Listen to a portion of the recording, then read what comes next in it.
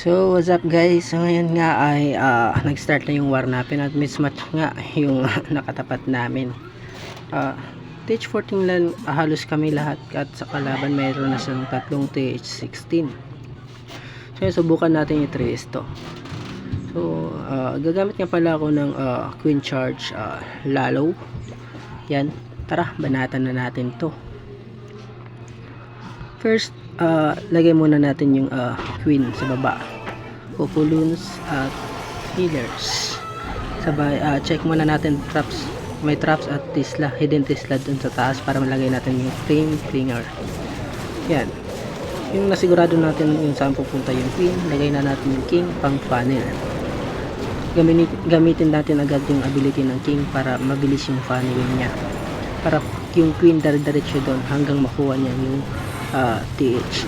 At dito nga binabanatan na ng multi-IT yung healer ko. So dapat natin alalay yung spells yan. Kasi nga trabaho pa ng queen na kunin yung bantay at TH ng kalaban. So yun nga. Nakuha na natin yung multi-IT. So ngayon nga babanatan na ng queen yung yung TH. So dapat pa natin itong bantayan. Yan. Spell. Check muna na sa taas. Baka yung yan, lumabas na yung bantay. Lagay natin ng poison. Kung masecure na nga natin na makukuha na ng queen yon at mabuhay yung queen, lagay na natin yung RC sabay ng warden. So ito nga yung ability combo ng warden at saka RC.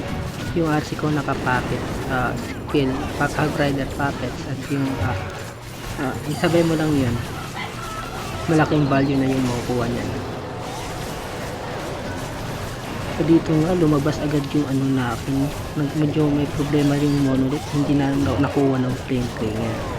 So okay lang yan, mayroon pa naman tayong lava at lava loons na hindi pa nagagamit. So dito nga yung queen natin dito natin sa taas papapasukin para ma-clean niya muna yung nasa labas, kasi para iwas tayo sa time fail. Yan, pakin muna natin yung sa queen bago natin gamitin tong dalawang wall breaker para mag-access yung queen doon sa scatter shot at saka sa X-bow. So dito nga mukhang mag-trace na to, isang wall breaker dito para pumasok yung queen.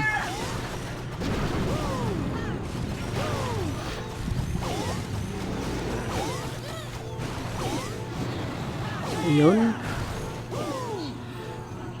So 3S.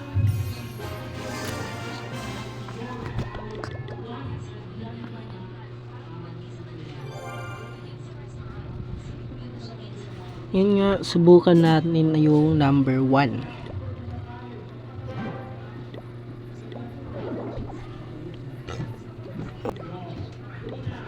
Tara, banatan na natin yung number 1 gamit ang Queen Charge Lalo.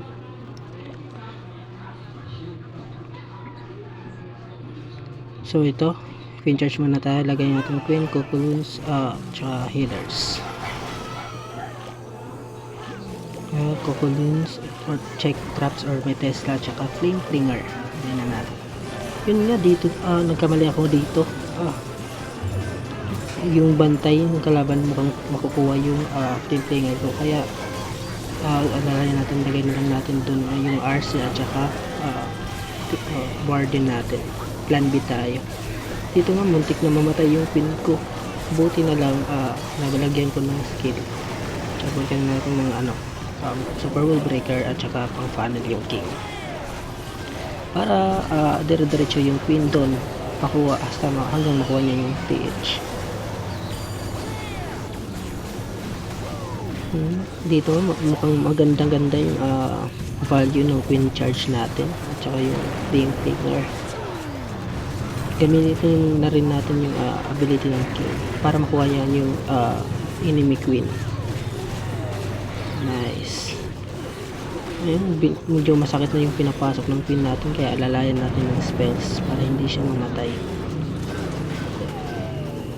Okay, na maalam na yung king. Pero okay pa rin. Well good.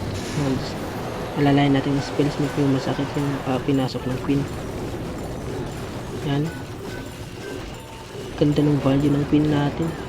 Hindi pa nga natin ginagamit ng natin main troops. Kumbaga yung nangyari dito, yung naging pang team na lang yung lava loons ko. Yun sana plano na. Yan. Labag na natin yung lava loons. Baka mabusan tayo ng oras. Freeze natin itong multi-IT. Yan, mag-team tayo. Sabihin na mag-time fill pa tayo mamaya. Okay. Banatan na natin to. Lagyan natin yung mga balloons na dito. So far, freeze natin yung multi-IT. Codes. Yun, naubos yung balloon ko. Oras na ng kalaban dito.